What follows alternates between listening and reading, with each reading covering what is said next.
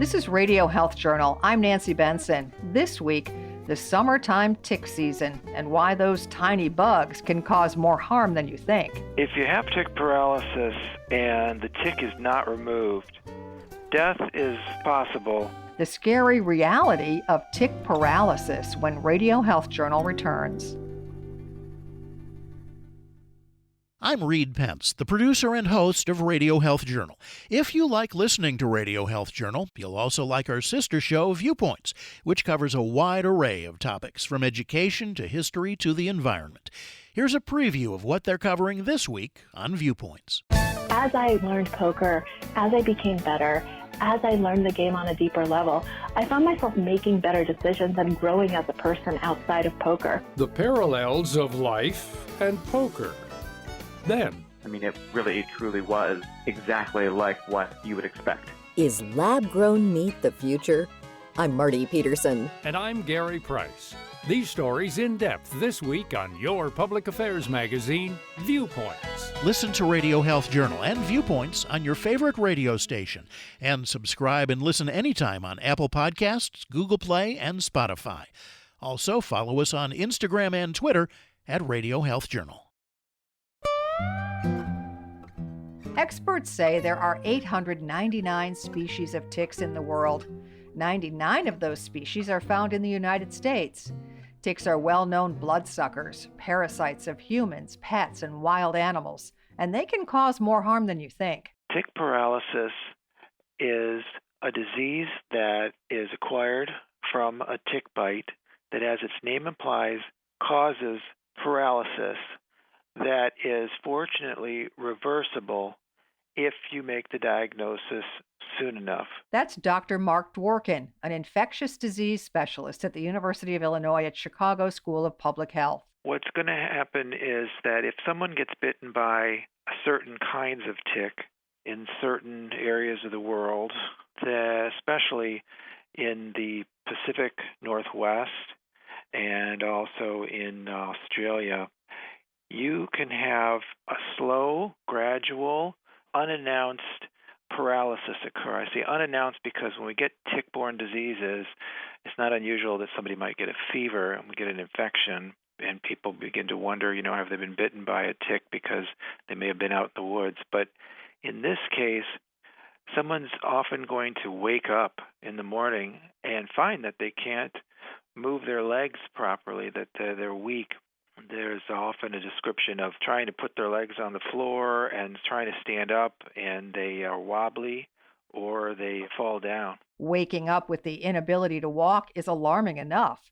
But if tick paralysis isn't diagnosed and treated quickly, things can get worse. The disease starts with the paralysis in the legs, but it climbs up the body, making muscles not work properly, such that eventually even the respiratory muscles, the ones for breathing, will be weakened. And just like with a polio patient years ago, they could succumb to death from not being able to breathe from this climbing, or what we call ascending paralysis. Dworkin says tick paralysis is the result of a neurotoxin produced in the saliva of a female tick, which is transmitted during feeding. And right about now, in the summertime, is when people are most likely to be bitten. That's when female ticks are more prevalent, and it's the female tick that does this particular biting. They're looking for a meal of blood because they want to hatch their eggs, and so they need this blood meal for that purpose in their life cycle. The types of ticks that have been associated with tick paralysis in the United States, there's 2 ticks that we know of that transmit tick paralysis in the U.S. One of them is called Dermacentor andersoni, which is more commonly referred to as the Rocky Mountain wood tick, and that is seen in the Northwest. And then there's another tick called Dermacentor variabilis, and that is known as the American dog tick, and that has been associated with tick paralysis in the southeast.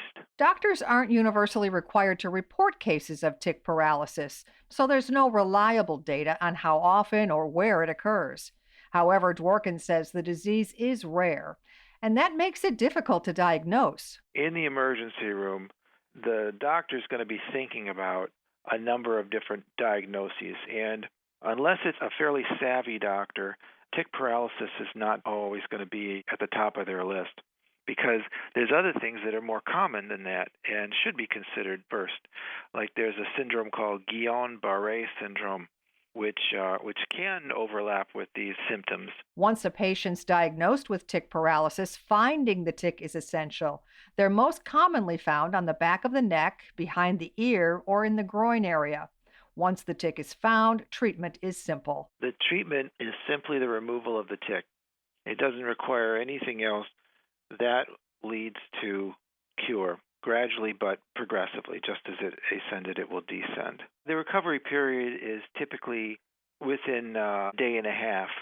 Much or all of one's paralysis should be cured. So if you find a tick on your body, it's crucial that you remove the tick with caution. Removal of ticks is best done very carefully in order not to risk breaking the tick.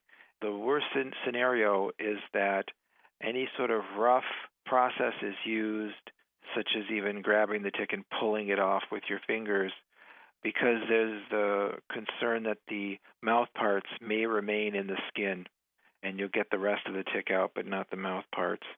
And so one good method is to use tweezers and to grip the tick at the skin's edge and pull. Parents need to be especially careful because children, especially girls, are most prone to get tick paralysis. The reason for that is children are obviously smaller. They have less body weight than an adult. But the tick toxin is the same dose per hour of bite that's going in, regardless of the size of the body it's biting. So for a child, they're going to be getting more dose of toxin per body weight per unit time. And for girls, they're at higher risk than boys because they more often have long hair. And by having long hair, the appearance of a tick is hidden. And so it may be a longer period of time before anybody realizes they have a tick because they'd have to go hunting for it in their hair. So unless an adult is thinking about that routinely and looking for ticks in their hair, like behind the ear and the neck, then they wouldn't just notice it on the body and pull it off. That gives the tick more time for the toxin to accumulate in the body and for symptoms to occur. That makes prevention from ticks much more important. Dworkin says the best way to avoid ticks is by wearing long pants and long-sleeve shirts when going out in tall grass and wooded areas. Insect repellent containing DEET is another good way to keep ticks away. Frequent tick searches after being out in nature can also save you from tick bites. If you can identify and remove a tick early on, there isn't enough time for the tick to cause paralysis. You can find out more about all our guests on our website, radiohealthjournal.org. You'll find archives of our shows there, as well as wherever you listen to your favorite podcasts. Our writer-producers this week are Ariana Kraft and Hannah Swarm.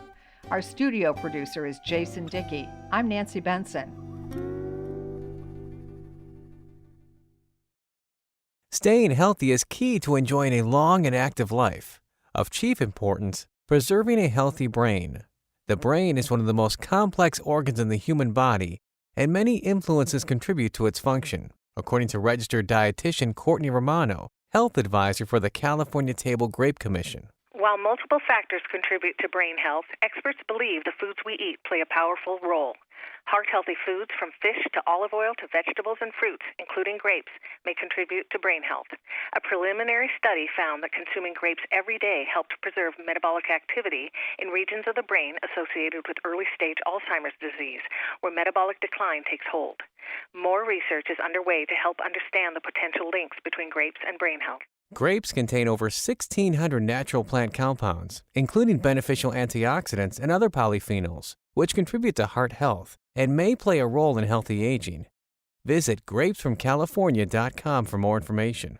A new survey from the National Blood Clot Alliance shows more than 70% of U.S. adults on blood thinners are more cautious about routine activities, and 42% say the risk of major bleeding has discouraged them from trying new ones. The findings also show more than half of those taking blood thinners fear a life-threatening bleed. And nearly 3/4 of that group say it's impacted their quality of life. That's unfortunate, says Michael B. Strife, MD, FACP, Johns Hopkins Medical Institutions. Blood thinners save lives, but many people taking them are avoiding activities they love, like gardening or exercising, because they're afraid of experiencing serious or dangerous bleeding. That's why talking to your doctor is important to understand how to reduce the risk and learn how bleeding, if it does occur, can be treated. The good news is that 95% of people taking blood thinners have talked with their doctor about such risks. Visit stoptheclot.org/guide for more. And that's Radio Health Journal for this week. Radio Health Journal is a production of MediaTrax Communications. Follow us on Twitter, Facebook, and Instagram to learn more. And check Apple Podcasts, Google Play, and Spotify for a library of past programs. Plus, you'll always find previous segments and information about our guests at radiohealthjournal.org. Join us again next week for another edition of Radio Health Journal. Coming up next week on Radio Health Journal.